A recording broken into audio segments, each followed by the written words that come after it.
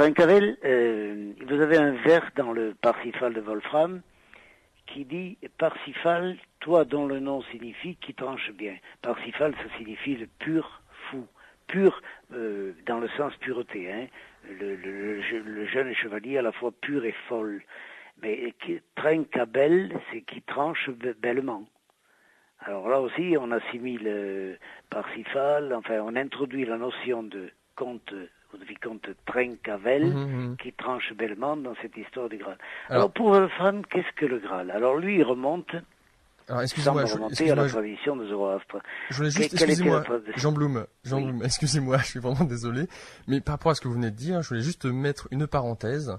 Vous citez dans votre livre, et j'ai été agréablement surpris, Jean-Paul Bourg, qui est animateur à la radio Ici et Maintenant. Ah bon? Alors là, vous me ravissez. Si je pouvais avoir un contact avec ce monsieur un jour, j'en serais hyper ravi parce que son... mais oui, vous le citez. citez. Lu de lui m'a littéralement enchanté. Et ben voilà, donc il est tous les jours, tous les mercredis exactement, mercredi soir, et il anime l'antenne à la radio. Et notamment, j'ai eu l'occasion d'assister une nuit avec lui. On parlait des invasions musulmanes, notamment à l'époque au 5e, 6e siècle, 7e siècle. Et on en est venu à parler de cette légende qui était la légende de Siegfried. Oui. Et Jean-Paul nous disait, il a eu l'occasion de l'écrire dans un de ses livres, je n'ai pas de mémoire le nom de ce livre, mais il associait la légende de Siegfried. Ah, mais tout Wagner peut être associé à la tradition du Graal. Alors Siegfried, la traduction en serait Ségur, et selon la légende, Siegfried serait parti à la recherche du Graal dans le sud de la France, apparemment, dans les Pyrénées.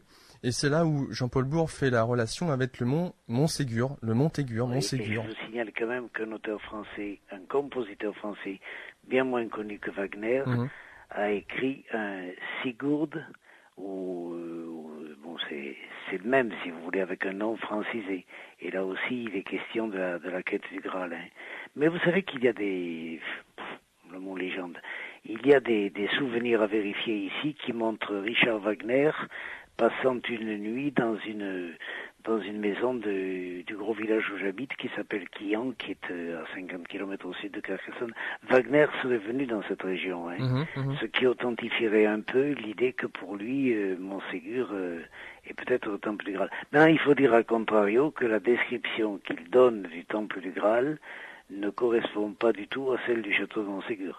Maintenant, il est permis aussi bien à un auteur qu'à un compositeur de grand opéra et de musique de cette qualité-là de mettre son empreinte et de ne pas respecter la topographie et la géographie. Alors, sait-on pourquoi le nom de ce château, Montségur? Pourquoi Ségur? Est-ce qu'on a une idée de l'origine? Bon, étymologiquement, ça vient du latin Mons Securus, le mont sûr.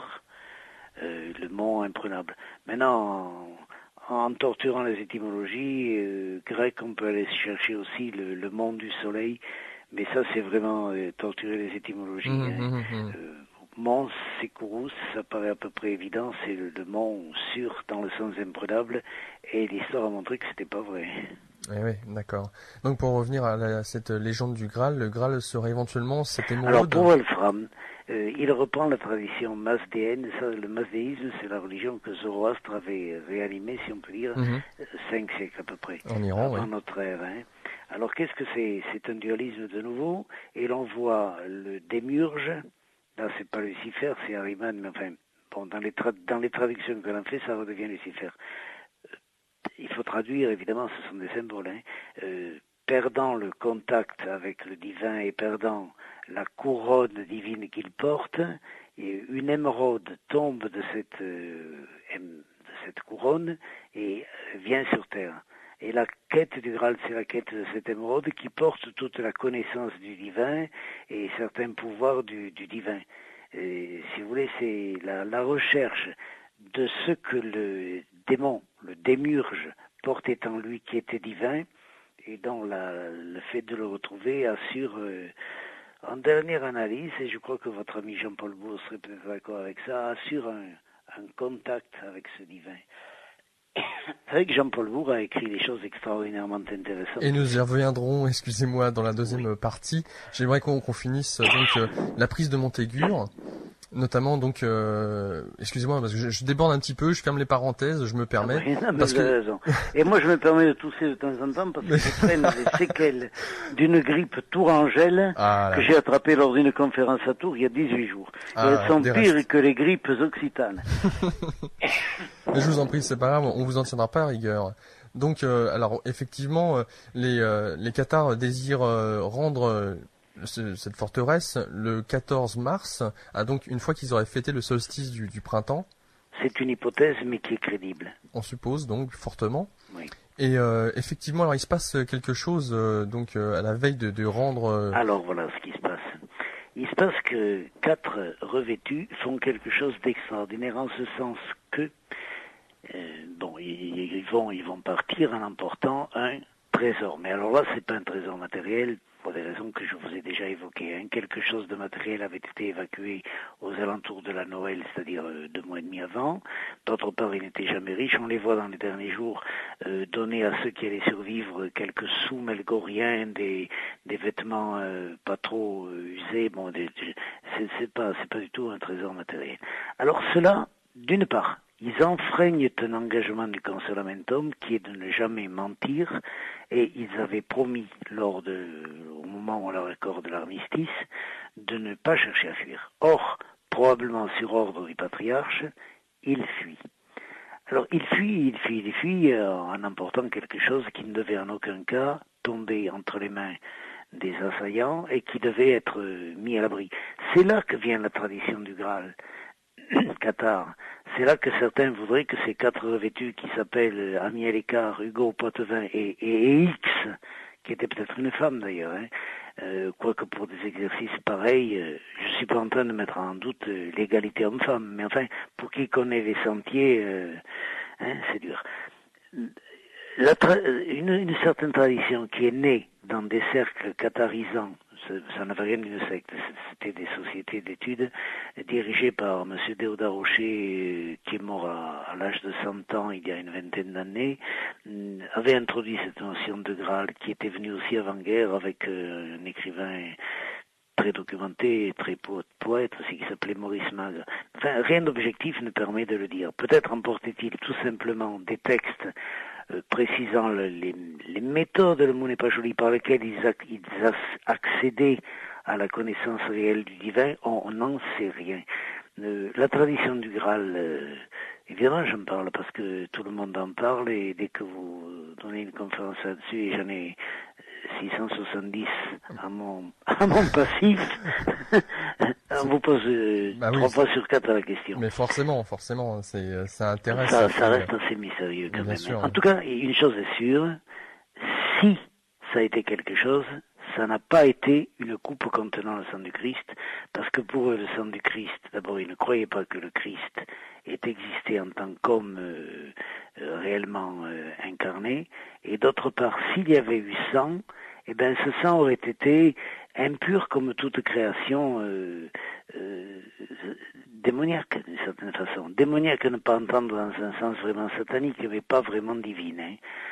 Alors, il y a une autre hypothèse, mais je me la soumets.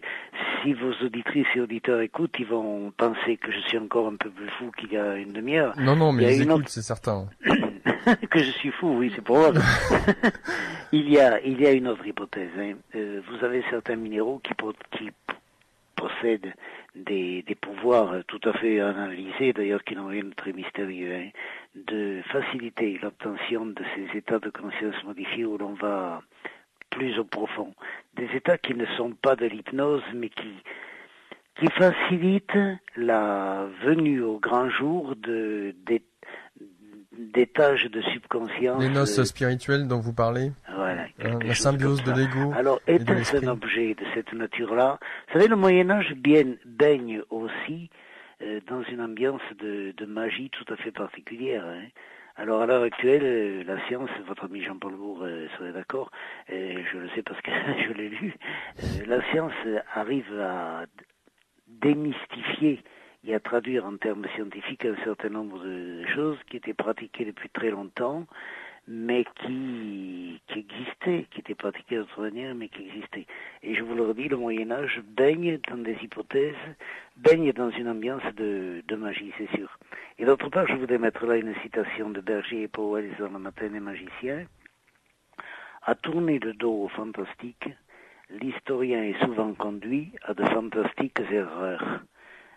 Prenons ça comme on veut, mais il est certain qu'une rationalité pure, 20e ou 21e siècle, devant le Moyen-Âge, passe à côté de quelque chose, parce que les mentalités ont évolué, les savoirs ont évolué, etc., etc. Mais il faut se remettre un peu dans le contexte pour comprendre. Par exemple, les affreux bonshommes qui massacraient tous sur leur passage, ben, ça peut paraître énorme, mais ils avaient peut-être dans la tête de servir Dieu, et comme ça.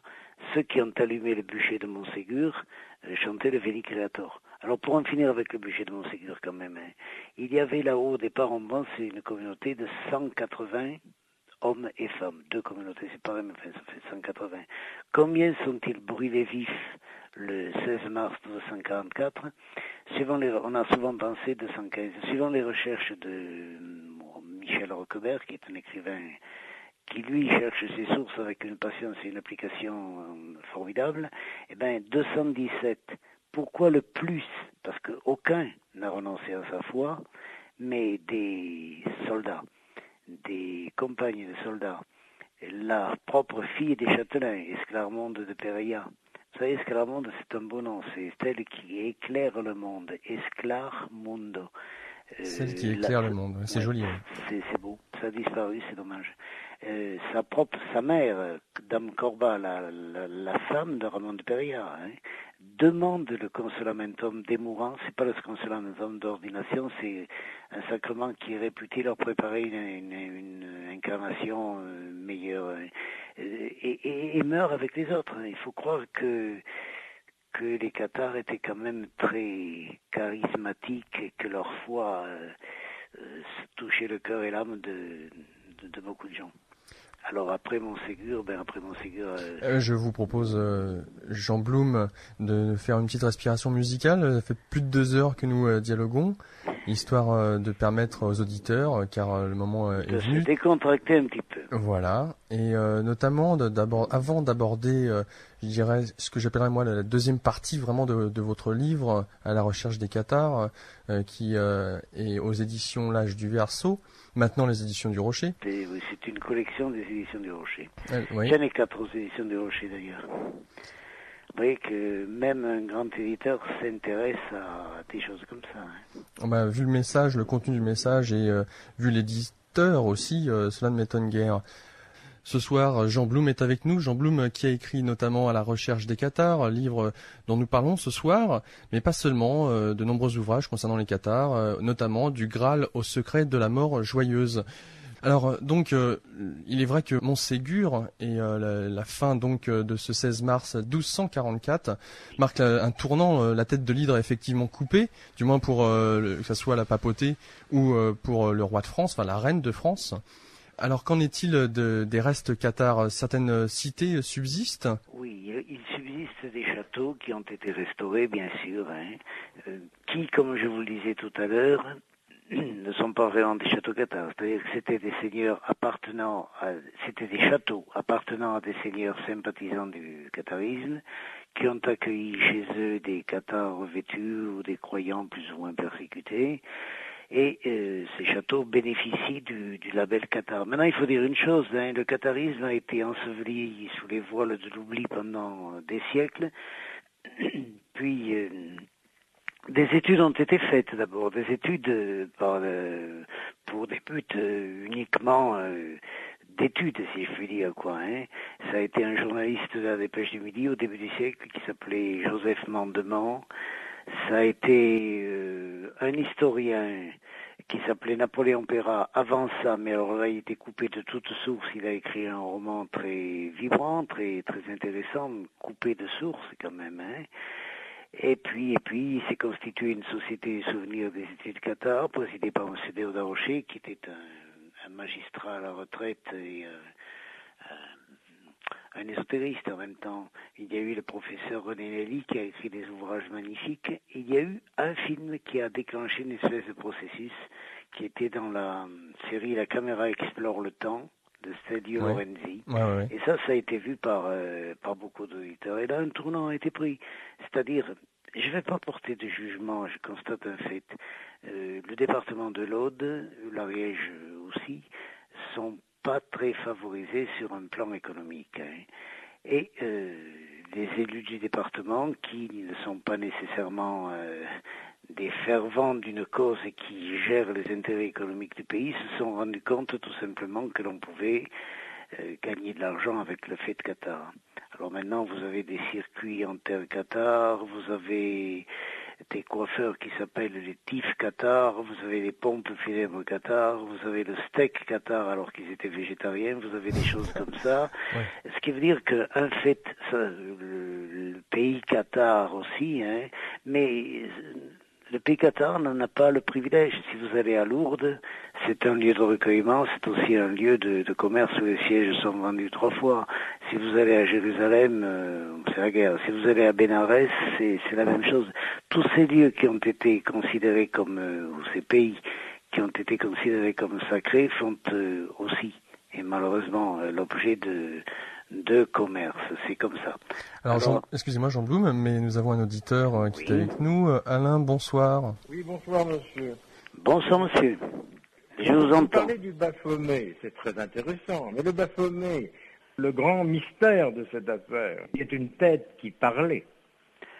C'est le fameux chose Baphomet qui a été dit maintenant. Était-ce une réalité? N'était-ce pas une réalité? Bon, il y a dans l'histoire des religions, il y a dans l'histoire de religions anciennes des pythis qui parlaient, des objets qui parlaient. Le Baphomet parlait-il? Il est assez facile d'imaginer, il est assez difficile d'avoir des certitudes. Hein. Le Baphomet n'était qu'une incidente, et d'ailleurs ne concernant pas le catharisme. Allô? Oui. Oui, nous sommes toujours en communication. Oui. Bon, mais je vous laisse vous exprimer, monsieur, à propos du Baphomet, qui est un grand mystère. Le Baphomet, c'est le grand mystère alchimique, c'est le grand mystère des choses.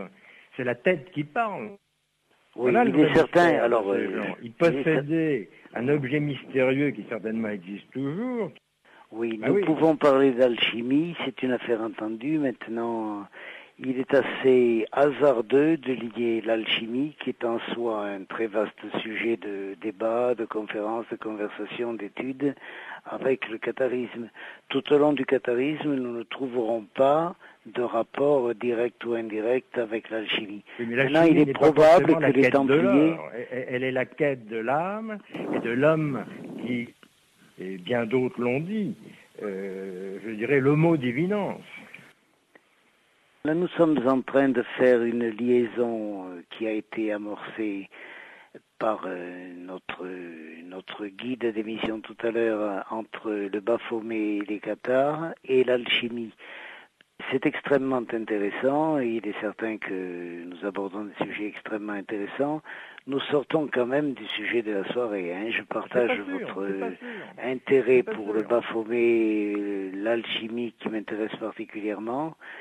Cela dit, nous sortons quand même du sujet de ce soir, assez nettement. Bon, on a nos grands hommes comme Fulcanelli et d'autres comme Cancelier qui sont décédés, qui se sont penchés sur la question. Oui, mais écoutez, j'ai lu Fulcanelli et Cancelier. Je crois que nous sommes en train de sortir du débat quand même. Hein. Le débat, c'est pas l'alchimie a priori, c'est le catharisme. Non, mais l'alchimie n'est pas le plomb en or. L'alchimie, bon, même si on pense à Nicolas Flamel, la grande réponse, parce que la question, elle est toujours présente. Le monde s'est toujours posé des questions et a attendu la réponse. Or, le Baphomet peut donner des réponses. Nous sommes bien d'accord sur le fait que le but de l'alchimie n'est pas la transmutation. La transmutation paraît avoir été une démonstration que l'alchimiste était parvenu à un niveau de maîtrise spirituelle lui permettant de... Alors il y avait derrière l'élixir de longue vie, et il y avait le contact avec ce qui dépasse l'entendement actuel. Hein. Il y avait une maîtrise. Nous sommes absolument d'accord sur ces choses-là, monsieur. Vous avez tout à fait raison de les évoquer. Cela dit, je maintiens que nous nous éloignons du catharisme. La parenté entre l'un et l'autre, c'est la recherche de quelque chose qui dépasse l'entendement habituel, l'entendement commun. J'ai beaucoup d'admiration pour Fulcanelli. J'ai même eu l'occasion d'avoir des informations sur Fulcanelli par une personne qui avait énormément connu Cancelier, des informations hors du commun. Hein. L'approche de l'alchimie me semble valoir toute une émission avec des intervenants plus compétents que je ne saurais l'être, et de vouloir tracer un trait d'union évident entre l'alchimie et le catharisme. Oui, il est évident, en ce sens que dans un cas comme dans l'autre, il s'agit d'une recherche, et d'une recherche d'un absolu qui nous échappe. Cela dit, tout au long de la tradition cathare, on ne trouve pas, peut-être par souci de ne pas révéler, hein, mais on ne trouve pas d'allusion à l'alchimie, ni au Baphomet. Je l'ai fait, cette allusion au Baphomet, parce qu'il y a eu la parenthèse, l'incident du Graal notamment. Voilà. Notamment.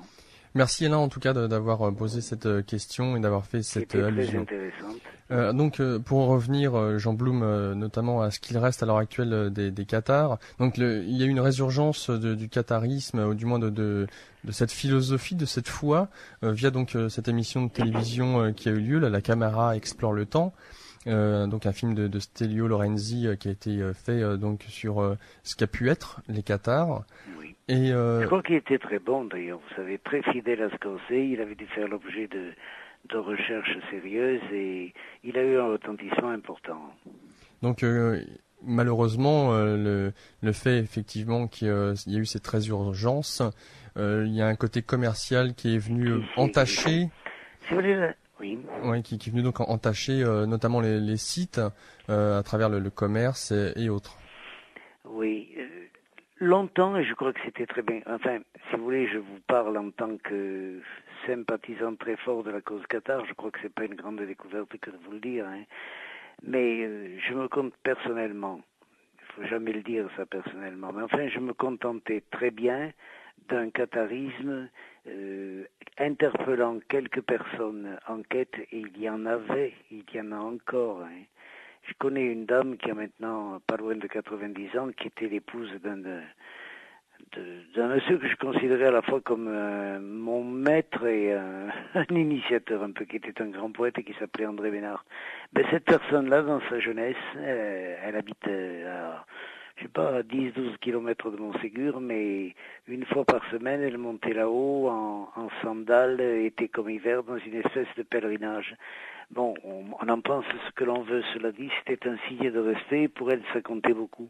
Or maintenant, qu'est-ce qui se passe? Vous avez des cars entiers qui se rangent sur le parking au pied de Montségur, des visiteurs qui montent là-haut, dont quelques rares savent un peu où ils sont, et encore pas toujours. Si quelques-uns y trouvent quelque chose qui finalement est ressenti par eux comme important, tant mieux. Cela dit, je vous le répète, j'ai eu l'occasion de visiter d'autres sites considérés comme sacrés dans d'autres religions. Oui, c'est un peu partout la même chose. Il n'y a pas que Lourdes. Ouais, et le commerce y est toujours très fort, quoi. Hein. Alors nous avons Cécile. Bonsoir Cécile. Bonsoir Laurent et bonsoir Monsieur Jean Blum. Je suis très émue de vous avoir au téléphone parce que en 92, vous m'aviez dédicacé votre ouvrage à Villegly. Ah, nous étions rencontrés à Villegly. À Villegly, au Centre international de recherche sur le catharisme. Oui, j'avais fait une conférence à Villegly. J'avais fait une conférence à Villegly, je m'en souviens très bien. Voilà. Et puis j'ai des amis à Brexan qui vous connaissent très bien. Ah, ben j'en suis alors, heureux et j'aimerais bien les connaître à l'occasion.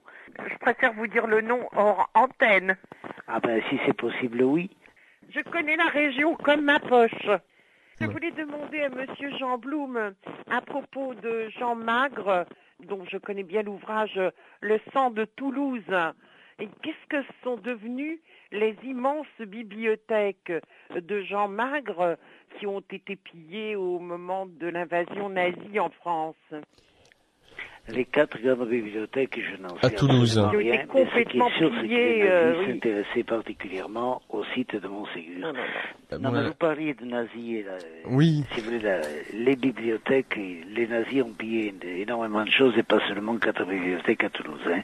Maintenant, il est certain que les nazis ont entrepris toute une série de fouilles dans la région de Montségur. Et d'ailleurs, il est un bouquin d'un ancien colonel de la SS qui s'appelle Nouveau Cathare pour Montségur. Un bouquin qui s'appelle, si je me souviens bien, bouquin qui est signé Saint-Loup. C'est un pseudonyme, évidemment. Et on voit un peu là-dedans que les Cathares étaient obnubilés par l'idée du Graal, mais du Graal en tant que porteur d'une force, d'une puissance absolument extraordinaire. Hein. Ils l'ont cherché un peu partout autour de Montségur, et selon ce Saint-Loup, ça c'est à prendre avec plus que des points d'interrogation, hein, il l'aurait retrouvé et caché dans un glacier qui s'appelle le Zillertal, en Bavière ou en Autriche, je ne sais pas trop. Ce qui est sûr, c'est que les nazis ont été... Vous savez, c'était au départ, avant d'être un groupe politique, c'était une société secrète. Hein. Oui. C'était une société secrète et qui a trouvé ses inspirateurs un peu chez Wagner, un peu chez Nietzsche. Avec notamment la Golden Dawn. Oui, exactement. La Golden Dawn, la Thule Gesellschaft, ces sociétés initiatiques étaient un bon peu à l'origine. Et on peut dire finalement qu'à partir du moment où l'on cherche à posséder des forces, elles sont neutres. Et c'est un petit peu l'opérateur qui va les transformer en forces blanches ou forces noires. Hitler était un fou, mais c'était un fou qui avait un charisme absolument extraordinaire, qui a retourné tout un peuple adulte, qui en a fait... Vous savez, c'était pas une poignée de nazis, c'était tout un peuple qui suivait Hitler. Si ça avait été une poignée de nazis, on n'aurait pas mis 5 ans et demi à les réduire. Hein. Et il y avait une sorcellerie derrière le nazisme. Et curieusement, ces gens-là ont cherché du côté de Montségur. Alors c'est assez étonnant, excusez-moi, de voir que c'est Théodat Rocher qui, donc au début du XXe siècle, était notamment un disciple, si on peut dire ainsi, de Rudolf Steiner, qui a créé l'anthroposophie. Oui, et qui a été persécuté par Adolphe notamment, par Adolf Hitler avant même... En fait, j'avais parlé de Théodat Rocher, vous en parlez vous-même, parce qu'il a été notamment le maître à penser d'un homme qui a été influent dans le nazisme, à savoir Otto Rahn, qui était un Allemand et qui, en venant faire ses études dans le sud de la France, a eu l'occasion de connaître Théodat Rocher. Et il l'a connu, mais c'était pas vraiment son maître à penser. Si vous voulez, son maître à penser, c'était Monsieur Antonin Gadal, qui était le conservateur du musée d'un village qui s'appelle Ussat, qui est une petite station thermale entre Toulouse et Landor, c'est-à-dire du côté d'Ax-et-Thermes. Alors il y a un mystère, Otto Rahn. Le mystère Otto Rahn, c'est que ce garçon était un étudiant allemand, ou venait d'être un étudiant allemand. Il se rend en terre d'Oc dans les années 30 et quelques, et il rencontre surtout cet Antonin Gadal, qui avait fait des fouilles à Montségur, qui avait écrit un petit bouquin. Vous savez, comme j'écris des bouquins, je me permets jamais de juger les auteurs, mais enfin, son livre sur Montségur, qui s'appelle À la recherche du Saint Graal, je crois que c'est à peu près le titre, sur les chemins du Saint Graal, c'est pas la Bible du catharisme quand même. Hein. Et Otto Rahn a écrit un bouquin, il en a écrit 2.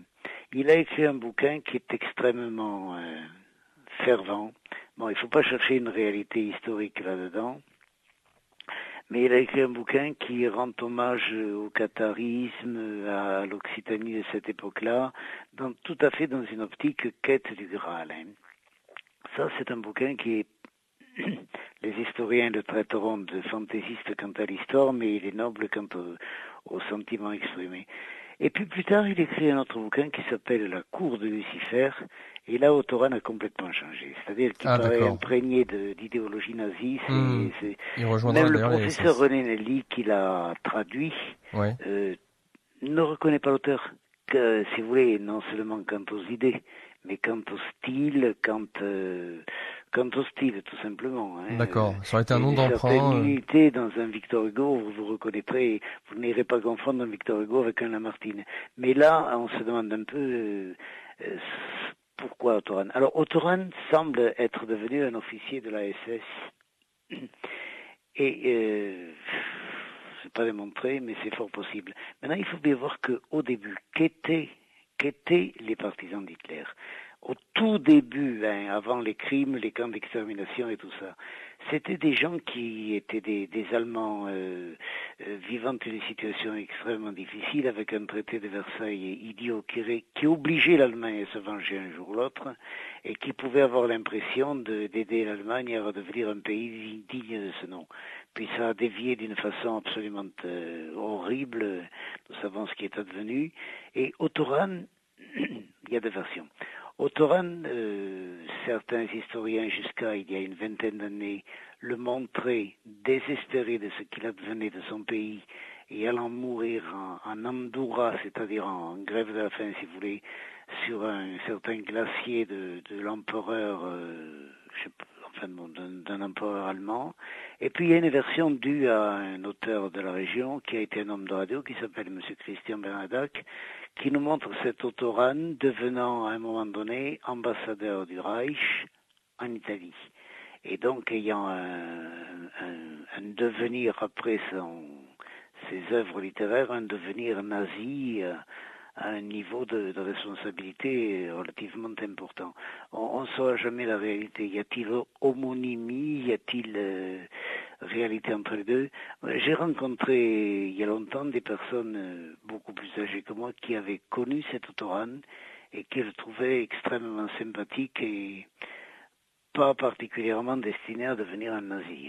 Maintenant, alors, c'est donc intéressant de voir que éventuellement si le Otto Rahn en question, le Otto Rahn qui a côtoyé Déodat Rocher et Antonin Gadal, surtout Gadal, Rocher c'est une incidente. Si vous voulez, à un moment donné, une personne, veuillez m'excuser, je vous interromps tout le temps, je suis très mal poli, mais à un moment donné, une personne qu'elle soit allemande, vénézuélienne ou autre venant dans la région et s'intéressant au catharisme, ne pouvait pas ne pas rencontrer Déodat Rocher. C'était un personnage éminentissime. De même que quelques décennies plus tard, on ne pouvait pas ne pas rencontrer le professeur René Nelly. Oui. Donc, c'est pas Déodat Rocher qui l'a orienté, c'est Antonin Gadal, qui d'ailleurs a fini par s'affilier à une société. Le mot secte me répugne, à une société initiatique qui est la Rose-Croix de Harlem. Alors oui, la Rose-Croix d'Or. La Rose-Croix d'Or. Alors justement, c'est notamment Antonin Gadal qui donne comme descendant direct des Cathares cette société théosophique, les Rose-Croix d'Or. Alors moi j'ai assisté à je pense à d'autres conférences de la Rose-Croix d'Or. Et vous savez... Ils étaient notamment implantés assez souvent dans la région. Ils avaient un campement à Ussat-les-Bains. Pas uniquement, hein, je crois qu'ils en avaient pas plusieurs un peu. Il y a de cela quelques années notamment. Enfin, ça peut remonter à 10, 20, 30 ans. Hein, un peu partout comme ça dans la région. De toute façon, je ne sais pas où ils en sont maintenant, mais enfin à l'époque ils donnaient des conférences, ils avaient des adeptes. Et, vous savez, j'ai un petit truc infaillible qui n'a rien de bien sorcier pour... quand vous demandiez à un membre de la Rose-Croix d'Or s'il pensait être les seuls détenteurs de la vérité, il vous répondait immédiatement « Oui, nous sommes les seuls ». Bon, pour moi, ça, c'est le signe, c'est le signe qui ne trompe pas. Oui, je vois tout à fait. La personne qui prétend avoir découvert la vérité et être la seule, bon. Alors, je sais pas ce que vous en pensez. Mais tout à fait, je vous suis à 200% dans cette ligne. Ils se voulaient les continuateurs d'une lignée gnostique et certaines. Ils avaient un maître à penser qui s'appelait Van Rickenborg, je crois, et une maîtresse à penser qui s'appelait Catharose de Pietri. Vous voyez, le Catharose, en grec, ça vient de pur. Mais il est certain qu'il se réclamait un peu abusivement du catharisme. D'ailleurs, tout le monde, si je me disais moi ce soir né au Qatar, je me réclamerais abusivement du catharisme. J'ai une sympathie très grande pour les Qatars, cela dit, je n'ai pas la qualité, la dignité, ni la dimension, ni rien pour parler en leur nom. Eh bien, eux voulaient parler à leur nom, et ça, ils avaient réussi à influencer Gadal de telle manière que Gadal avait écrit un autre petit bouquin où il présentait les Roses Croix d'Or comme les continuateurs de la fraternité précédente qui était les Cathares. Alors, là, il y avait l'amorce d'un sectarisme qui est gênant. Alors, est-ce qu'il y a eu notamment cette pensée cathare qui a survécu à travers un peu, enfin, sans parler de secte encore une fois, mais d'un groupe ou de personnes? Non, et j'en suis bien heureux si vous voulez. On a vu par exemple la pensée des Templiers survivre au travers du temple solaire. Oui. Et pas faire de longs discours. Je ne crois pas que notamment les francs-maçons, non? Oui, les francs-maçons, ça vient de plus loin, puis il y a de tout en maçonnerie. Il y a différentes obédiences, il y a le Grand Orient, il y a même un groupe qui est beaucoup plus initiatique, si on peut dire, qui est Memphis Mizraïm. Il y a de tout. Je vous dis tout de suite, je ne suis pas maçon. J'aurais pu l'être, mais je n'ai jamais voulu l'être. Non pas par dédain, pas le moins du monde. Mais lorsque ça m'a été proposé, j'étais déjà trop engagé dans une recherche pour repartir à zéro. Je vous raconterai une petite anecdote à propos. Là, il n'est pas question de franc-maçon, il est question de l'autre école rosicrucienne à Morques. Mais, si vous voulez, j'espère bien que ne se constituera jamais une école néo-cathare ou une secte néo-cathare, tout simplement parce que ce que faisaient les cathares, cette quête au plus profond, c'est ce qu'on fait dans certains monastères chrétiens tout court, c'est ce que font les bouddhistes, c'est ce que font les hindouistes. On peut le faire ailleurs qu'en ressuscitant une secte néo-cathare. Et puis d'ailleurs, si on veut jouer le jeu de la secte néo-cathare, qui administrerait le premier consolamentum? Non mais c'est aussi bête que ça. L'anecdote, je vais vous dire. La dame de tout à l'heure, j'ai plus son prénom, pardonnez-moi. Cécile. Oui, Cécile, parlait d'un bouquin qui s'appelle du Graal au secret de l'amour joyeuse. Bon, des conférences sur les cathares, en général, je fais la conférence tout-terrain tout-terrain, c'est pas joli, qui correspond un peu à ce que je vous ai dit ce soir, et suivant l'orientation des spectateurs, ça va très souvent vers les aspects mystérieux, bien plus que des précisions historiques ou des choses comme ça. Mais dans ce bouquin, si vous voulez, j'abordais, en essayant de trouver des explications hors catharisme, souvent pour faire des parallèles, j'abordais des choses comme la quête spirituelle, les méthodes permettant d'arriver à des états de conscience différents, la réincarnation, la tradition du Graal, des choses comme ça. Et un jour, je donne une conférence, je crois que c'était à Perpignan, au Palais des Congrès, je crois, j'en ai fait beaucoup, mais je crois que c'était là. Et je vois arriver à la fin une dame chic, bien, s'exprimant avec beaucoup d'aisance, mais un air désolé, un air catastrophé. Je me dis, mon Dieu, qu'est-ce que j'ai bien pu faire à cette aimable personne? Elle me dit, monsieur, je suis désespéré. Allons bon. Et vous en êtes la cause. Pourquoi, madame? Je suis désolé, mais pourquoi? Eh bien, parce que vous avez expliqué en 1h30 ce que nous mettons 3 ans à apprendre à nos disciples de la société initiatique en question. voyez à peu près le côté farfelu de certaines organisations. Mais oui, mais en quoi elle était désolée? Je n'ose pas appeler secte, quoi. Oui, mais en quoi elle était-elle désolée finalement? Eh bien, parce que je lui ai coupé l'herbe sous les pieds. Si vous voulez, si en lisant un bouquin, qu'il soit de moi ou de préférence de quelqu'un de meilleur que moi, on peut avoir au moins une idée de ce que certaines sociétés initiatiques mettent 3 ans en retenant des gens et parfois en percevant des cotisations et tout ce que vous voulez, s'il suffit de lire un livre pour avoir une idée au moins de ce que c'est embêtant pour les organisateurs de ces mystères-là. Ah oui, en effet. Notamment, il est d'autant plus intéressant de voir, et je reviens là-dessus, que la société de Thulé ou la Golden Dawn, donc ces sociétés secrètes théosophiques du début du XXe siècle, 1930, ont influencé énormément le nazisme, et notamment, je tenais à préciser que ces sociétés ont eu l'aide de Tibétains. Ils ont eu l'aide de quelques Tibétains Alors, on a tendance à considérer, et globalement, c'est vrai, hein, les Tibétains comme des chercheurs spirituels de très très haut niveau.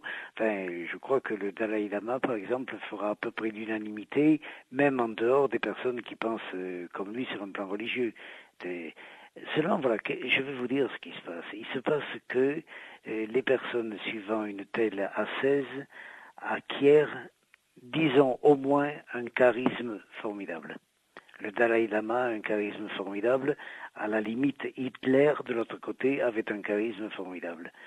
Ils acquièrent des qualités qui les rendent aptes à s'imposer comme des maîtres spirituels, des maîtres pensés. Si ce sont des gens de haute qualité morale, ou d'une qualité morale au moins acceptable, ça va très bien. Seulement, si ce sont des Adolf Hitler ou l'équivalent, eh bien, ça tourne au drame. Le Dalai Lama est capable, je crois, je l'ai écouté, pas seulement à la télé, je l'ai écouté. Le Dalai Lama est capable de vous rasséréner une foule, de vous donner confiance, pas forcément pour le bouddhisme, hein, de vous donner confiance dans la vie, dans les raisons de la vie, dans tout ce que vous voulez. Il a un charisme absolument énorme.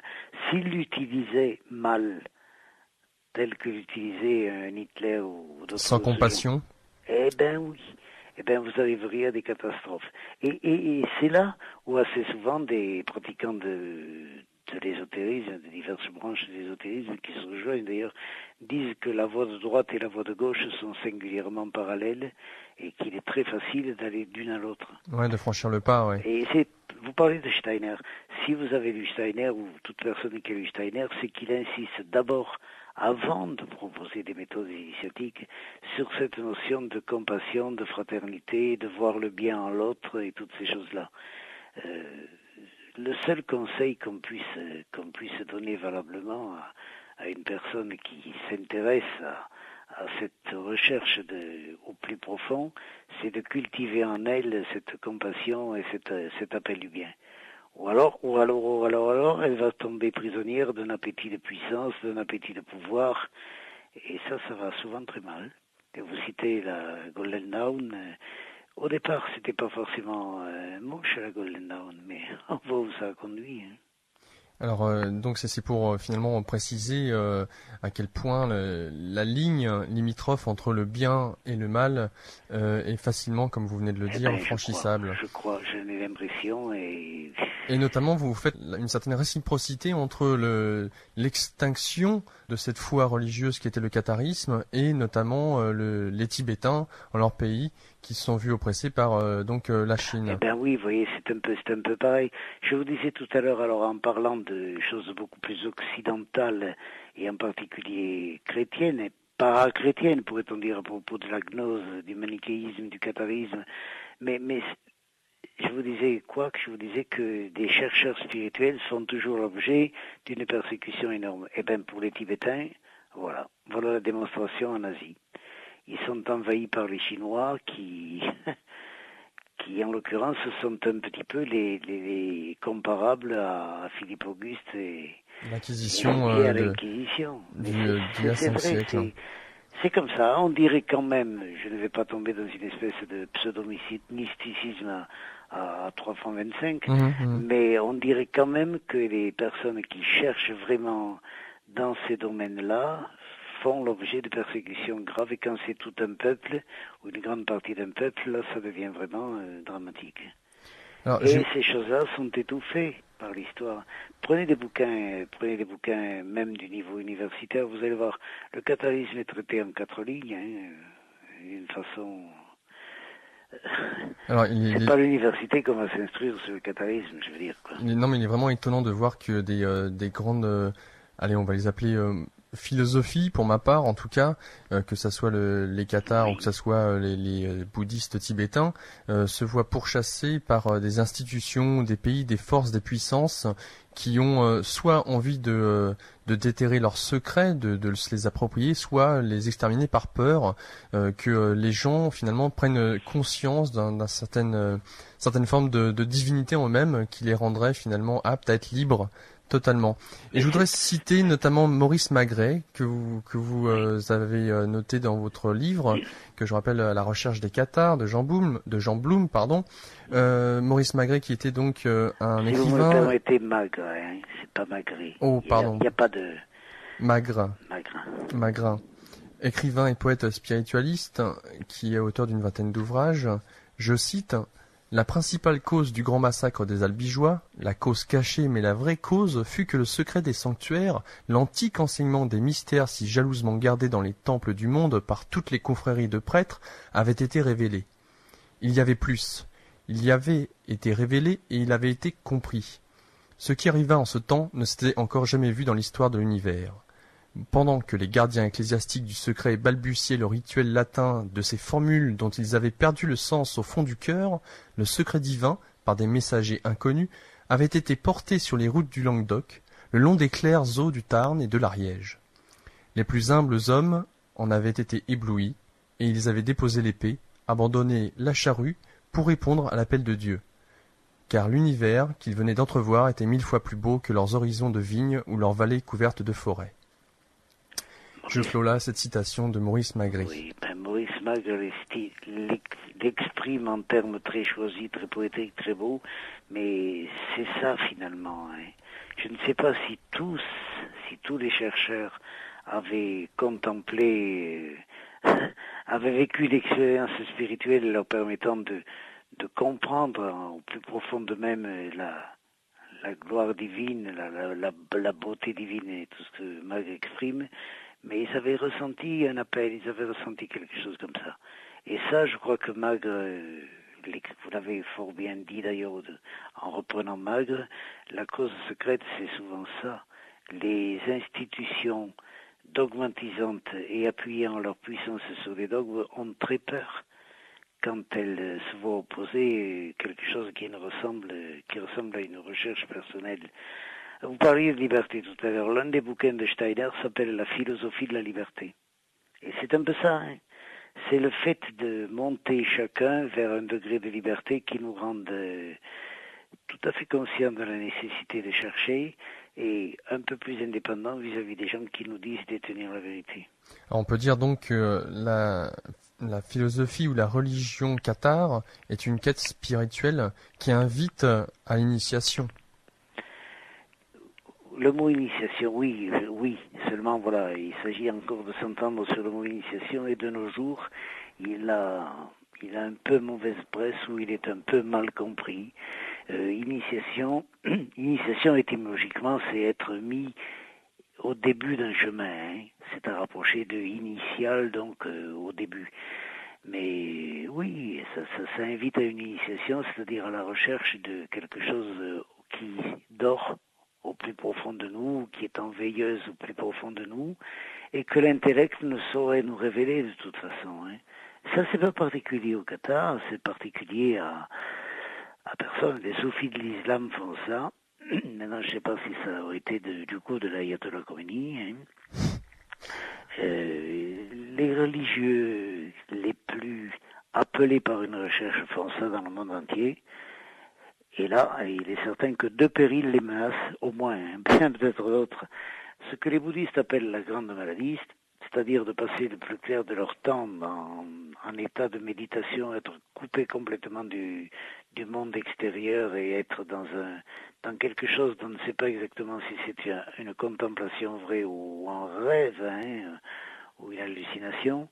Et l'autre péril, c'est le détournement de ce qu'ils acquièrent comme force, disons pour être simple, de charisme, tout simplement, il n'y a pas que ça, mais ça suffit déjà, et alors là on arrive au drame Golden Dawn et tout ce qui a suivi, dont Hitler. Hitler qui était d'ailleurs peut-être beaucoup plus un exécutant que le véritable maître d'œuvre. Hein. Il y a des thèses là-dessus qui... Oui, il y a toujours celui qui a le réel pouvoir, qui se trouve derrière, dans l'ombre, en train de manipuler les fameuses marionnettes. Il y a des thèses là-dessus qui se défendent d'ailleurs.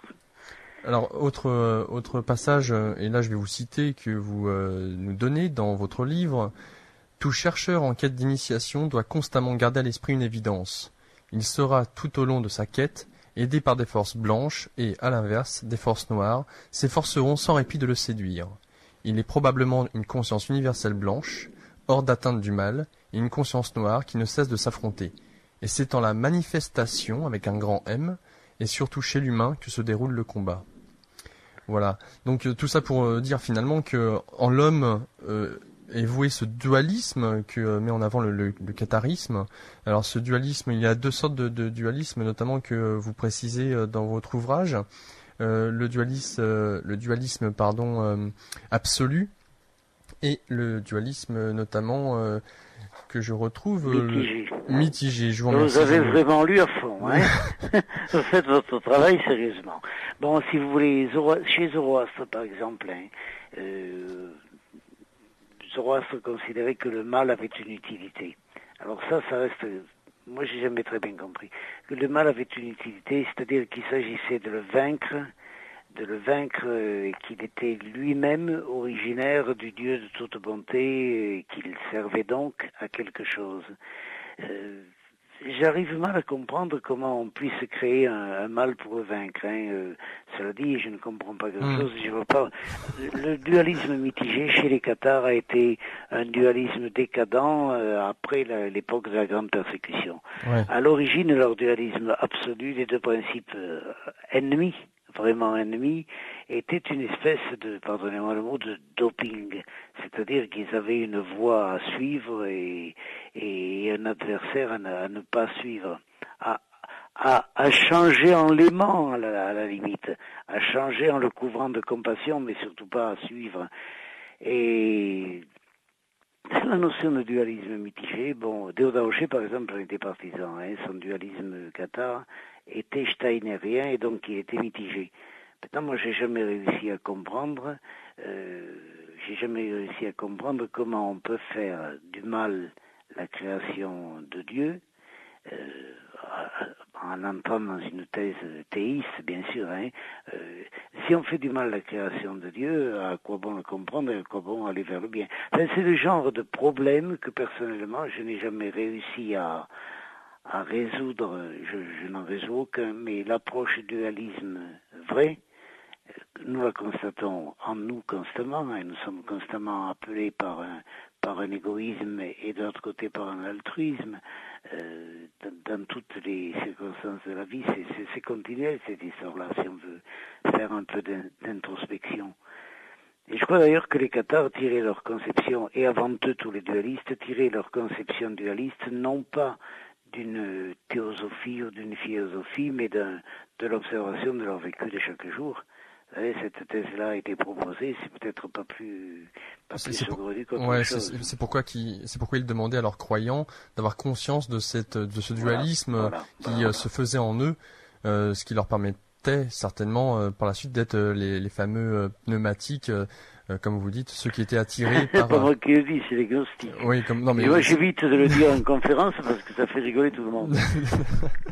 Donc les pneumatiques, je reprécise quand même, c'était... spiritualiste, allez. Voilà, on va les dire, on va utiliser ce terme, malgré le fait que je sais pas si vraiment il correspond. Donc ces pneumatiques étant donc ces gens qui se sentaient appelés donc chez les cathares au point notamment de vouloir endosser la bure et de vivre j'ai oublié, j'ai comme ça des petits trous de mémoire, le consolamentum, voilà. Oui. Écoutez, bon, pardonnez-moi, non, allez-y. Oui, non, mais en fait, tout ça pour en venir finalement à l'initiation que pouvaient vivre les cathares et au désir qu'ils en avaient de retrouver la part divine en eux, en vivant donc cette forme d'ascétisme qui est fait de méditation, qui est fait de jeûne, de prière, et que l'on peut retrouver notamment à travers, alors c'est ça qui est intéressant, vous citez de nombreuses philosophies, vous parlez de l'hindouisme, vous parlez du bouddhisme, oui, du soufisme, qui effectivement génèrent génèrent ces mêmes pratiques pour arriver à ces états de conscience modifiés. Oui. Alors écoutez, est-ce que je suis aussi mal poli que tout au long de l'émission. Sans problème, ça me pose pas de problème. Bon, je vais vous parler d'autres choses, mais là nous sortons beaucoup moins du sujet qu'en allant parler du Baphomet. Il existe quelque chose qui s'appelle des Near Death Experience, des expériences au seuil de la mort, Oui, la NDE. sur lesquelles Elisabeth Kubler-Ross, Raymond Moody ont écrit des bouquins remarquables, et j'en ai commis un dont comme je ne veux pas faire de pub, je vous donnerai ni le titre ni l'éditeur, qui est paru l'an dernier. Et il se trouve que pour faire ce bouquin-là, je ne me suis pas servi, j'ai lu ce qu'ont fait les autres, mais enfin j'ai rencontré énormément de gens qui ont vécu des états de conscience comme ça. Alors qu'est-ce qui se passe? Il se passe que 25 à 33%, c'est-à-dire le quart à un tiers, des gens qui frôlent la mort, soit au cours d'une maladie et qui sont réanimés, soit plus souvent pendant un accident grave, disons, de la circulation, et qui sont réanimés, vivent une expérience qui est pratiquement toujours la même aux variantes près, à quelques variantes près. C'est-à-dire au premier niveau, ils se sentent dans un état de bien-être absolument indicible et comme séparés de l'organisme physique. Mais ils sont très, très, très conscients, même s'ils sont dans un état physique affreux par suite d'accident, par exemple. Au niveau 2, ils se sentent tout à fait distincts de leur corps et ils contemplent ce qui se passe. Et les expériences que l'on peut faire après montrent qu'ils ont effectivement vu ce qui se passait, qu'ils l'ont vécu, et c'est vrai. Puis, quelques-uns d'entre eux, à chaque fois le pourcentage diminue, se sentent aspirés dans un tunnel qui n'a rien d'angoissant d'ailleurs, où ils foncent vers une forme de lumière. Votre ami Bourg décrit ça remarquablement dans un de ses bouquins. Et puis, ils arrivent dans un univers de lumière, en présence d'une lumière, et ceux qui vont le plus loin s'incorporent littéralement à la lumière, et là ils ressentent des sentiments, une impression, ils pleurent d'émotion en le décrivant. C'est indicible, c'est l'amour, c'est la compassion absolue, c'est le paradis, c'est le divin, quoi. Et l'Institut Gallup a fait un sondage. Des gens comme le docteur Kubler-Ross, le docteur Moody, Ring, Saboun, d'autres, évaluaient ça à un tiers, un quart. L'Institut Gallup a fait un sondage. Ils sont arrivés à un total faramineux concernant les États-Unis d'Amérique, il y a une quinzaine d'années de ça. 8 millions d'Américains ont vécu l'expérience, dont entre 5 et 10% sont allés jusqu'à la fusion en la forme de lumière, la fusion en la lumière. Bon, cela le vivent par un accident ou une maladie. Ils le vivent lorsque finalement, si l'on suppose l'existence d'une âme, d'un principe spirituel indépendant, ils le vivent lorsque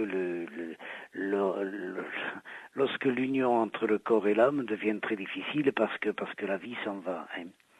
Et ce que cherchent les yogis, ce que cherchent les grands méditants, c'est cette séparation travaillée, si vous voulez, résultant d'une longue ascèse et non pas d'un accident. Je peux vous dire qu'on obtient des états comme ça, mais c'est artificiel, il ne faut pas s'y amuser. Je peux vous dire, parce que je le sais, qu'on obtient des états comme ça par l'hypnose, par exemple. Mais je vous le redis, c'est artificiel et ça n'amène à rien d'acquis. De vraiment solide. Alors ça me fait plaisir parce que vous me dites que vous m'interrompez, mais au contraire vous répondez à la question avant même que je la pose, donc c'est formidable. Ça c'est donc c'est la télépathie anticipative. Voilà, une certaine osmose. Parce que je suis très content, j'ai pas de problème. Alors ce qui est intéressant, c'est que vous comparez la NDE et le principe donc de ces expériences après la mort ou proche de la mort en tout cas, Near Death, comme la montée de la Kundalini ou l'illumination certains. Mais c'est ça.